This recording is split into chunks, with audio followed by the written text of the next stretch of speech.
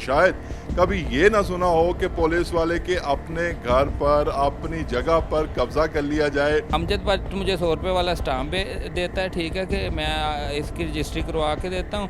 आगे देखें तो ये जगह LDA में सैयद सरदार रहीम के नाम पे है। 1995 से लेकर 2023 तक कोई डिस्प्यूट नहीं था। उसके बाद ये अचानक कब्जा ग्रुप उठे और इन्होंने अपना हक जताना शुरू कर दिया। अब कोई बंदा ये पूछे कि भाई आप 25-30 साल कहाँ थे अगर आपकी ये जगह थी। मैंने IG साहब को दरख्वास्त दी है, जनाब DAG साहब को दरख्वास्त दी है, थाने में दरख्वास्त दी है, लेकिन अभी तक मेरी कोई सुनवाई नहीं हो सकी। अस्सलाम वालेकुम नाज़रीन, मैं हूं अहमद रियाज बलोच और आप देख रहे हैं AAM न्यूज़। नाज़रीन, आपने ये तो बहुत बार सुना होगा कि पुलिस वाले मुबैना तौर पर किसी के घर पर कब्ज़ा करने में मसरूफ़ नज़र आते हैं, कहीं पे किसी की इस हवाले से मदद भी कर देते हैं। लेकिन आपने शायद कभी ये ना सुना हो कि पुलिस वाले के अपने घर पर अपनी जगह पर कब्ज़ा कर लिया जाए और वो पुलिस वाला उनको बाकायदा तौर पे बस देख ही सकता हो और कुछ ना कर पाए। इस सितम ज़रीफ़ी के शिकार अब्दुल रज़ाक साहब, सब इंस्पेक्टर रिटायर्ड, इस वक्त हमारे साथ मौजूद हैं। इनके साथ क्या मामला हुआ इन्हीं ही की ज़ुबानी सुनेंगे। लेकिन मामला कुछ यूँ है कि लाहौर के इलाका ग्रीन टाउन में इनकी तकरीबन 3 कनाल और 4 मरले की जगह पर मुबैना तौर पर तहरीक इंसाफ के कुछ कारकुनान की जानिब से कब्ज़ा कर लिया जाता है और आज तक इन्हें जिस एक रिहाइश गाह पर ठहराया हुआ है मुबैना तौर पर, वो भी जो है वह कब्ज़ा हुई जगह है। उनसे बात करते हैं। अब्दुल रज़ाक साहब, बहुत शुक्रिया आपके वक्त का। ये फरमाइएगा कि ये मामला हुआ क्या और ये किस तरह से ये सारा मामला पेश आया? जी, अस्सलाम वालेकुम। मैं सर कोई 5-6 महीने से ना बीमार था, तो उस चीज़ों का इन्होंने फ़ायदा उठाया है। मेरा ये जिस घर में हम अब आप बैठे इंटरव्यू कर रहे हैं ना, ये किसी और यतीम मस्कीन का इन्होंने छीना हुआ है इस कब्ज़ा ग्रुप ने, अमजद बट कब्ज़ा ग्रुप ने, ठीक है। तो मुझे और मेरी फैमिली को इधर फेंका, मेरा सामान उधर पड़ा हुआ था, ठीक है कि नहीं। दुकानें आप जाके पूछ लें कि किसने बनाई हैं, कौन वहाँ पे काबज़ था। 3 महीनों में मुझे इतना डिस्ट्रैय कर दिया इन्होंने कि मैं जो है ना बिल्कुल मजबूर हो चुका हूँ। मैंने IG साहब को दरख्वास्त दी है, जनाब DAG साहब को दरख्वास्त दी है, थाने में दरख्वास्त दी है, लेकिन अभी तक मेरी कोई सुनवाई नहीं हो सकी। क्योंकि मुझे पता है कब्ज़ा ग्रुप सबसे पहले क्या करता है, और स्टाम्प तैयार करेंगे, ठीक है। मैंने लिखा हुआ अपनी दरख्वास्त पे कि इन्होंने मुझसे ज़बरदस्ती थंब इम्प्रेशन लिया है, ठीक है। ये कब की बात है जब थंब इम्प्रेशन लिया? ये मुझे चाहिए थे अपने ये घुटनों के इलाज के लिए पैसे, ठीक है।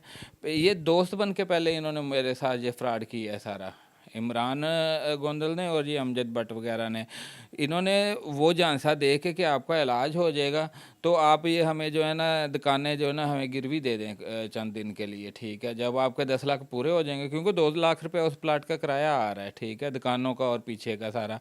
उसके टैक्स मैंने पे किए हुए हैं, पिछले भी साल के भी, उससे पिछले भी, जितने भी टैक्स मैंने पे किए हुए हैं, बिल मैंने पे किए हुए हैं, मीटर हमारे नाम पे है, सब कुछ हमारे नाम पे है। 1995 से लेकर 2023 तक कोई डिस्प्यूट नहीं था। उसके बाद ये अचानक कब्ज़ा ग्रुप उठे और इन्होंने अपना हक जताना शुरू कर दिया है। अब कोई बंदा ये पूछे कि भाई आप 25-30 साल कहाँ थे अगर आपकी ये जगह थी, ठीक है। तो इन्होंने ज़बरदस्ती करके मुझसे वो जगह भी छीन ली, ठीक है। उसके बाद अब इनसे ज़ाहिर जो बंदा ये काम करता, गलती तो उससे हो जाती है, ठीक है। ये इस घर को मुझे कितने में लिख के दिया? 4 करोड़ में, जिसकी कीमत है 2 करोड़ रुपये, और स्टाम्प कितने वाला है? 100 रुपये वाला।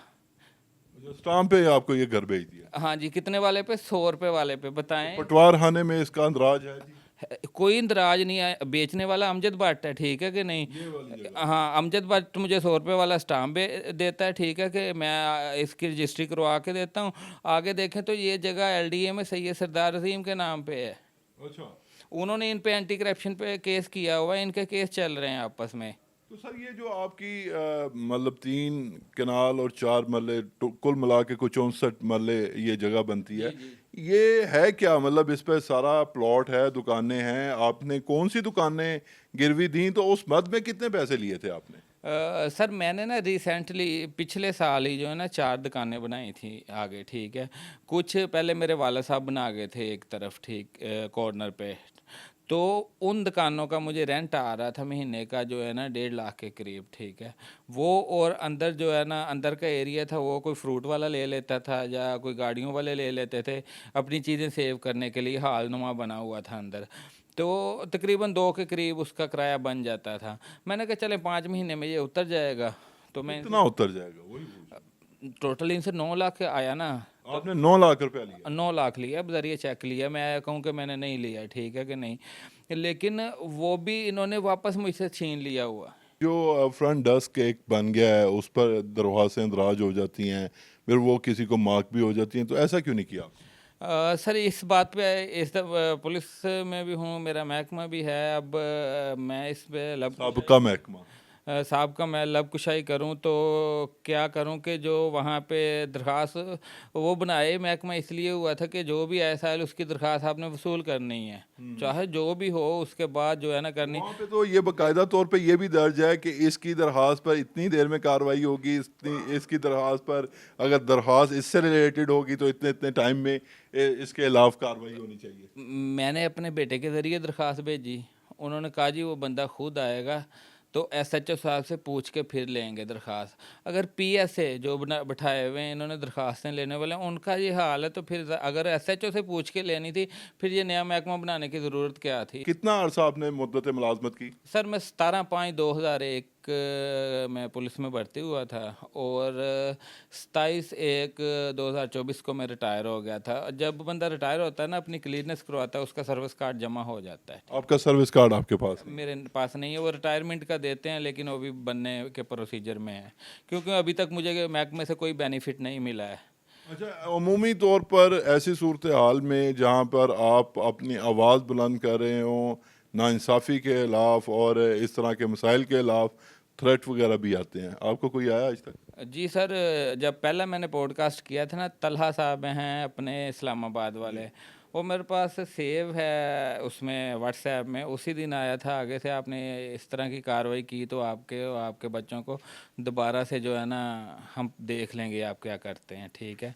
आइंदा से कोई इंटरव्यू नहीं देना आपने, आइंदा से आपने कोई दरख्वास्त नहीं देनी, अपनी दरख्वास्तें वापस लेनी है। ये अभी भी मुझे प्रेशर है, अभी से अब से 1 घंटा पहले तक इधर 4 बंदे बैठे हुए थे जिसका मैं इसी रहायशगाह पे के आपने दरख्वास्तें नहीं देनी है, दरख्वास्तें वापस लेनी है, ठीक है। और किसी को इस घर के कब्ज़े के मुतल्लक नहीं बताना है। इवन ये मैं इसीलिए तो कहता हूँ मैं प्रूफ दूंगा क्योंकि ये भी कब्ज़े का घर है और 43E मिलिट्री अकाउंट वाला वो भी इन्होंने कब्ज़ा किया हुआ है घर पे। अच्छा, मुझे पता है, देखे ना मैं जहाँ का रहायशी हूँ, मेरी पैदाइश इधर की है, मैं बड़ा इधर हुआ, मुझे पता है इन्होंने क्या क्या करते रहे हैं और क्या क्या। इनसे पूछें तो सही कि इनका सोर्स ऑफ इनकम क्या है। तो सर वीडियो के अख्ताम पर आप जो पंजाब इंतज़ामिया है या पंजाब पुलिस है उससे कोई दरख्वास्त करना चाहें? मैं सिर्फ अब रिक्वेस्ट कर सकता हूँ जनाब सीएम पंजाब से, जनाब वज़ीर आज़म पाकिस्तान से, जनाब चीफ़ जस्टिस ऑफ पंजाब से, जनाब चीफ़ जस्टिस ऑफ पाकिस्तान से और जितने भी स्टेक होल्डर हैं, जनाब आईजी साहब पंजाब से, जनाब सीसीपी साहब लाहौर से, कि काइंडली मुझे इस कब्ज़े के घर से उठाएं और मुझे मेरी जगह वापस दिलवाएं, क्योंकि वो टोटली सरासर नाइंसाफ़ी है। मैं अपने बच्चों को लेके कहाँ पे जाऊँगा।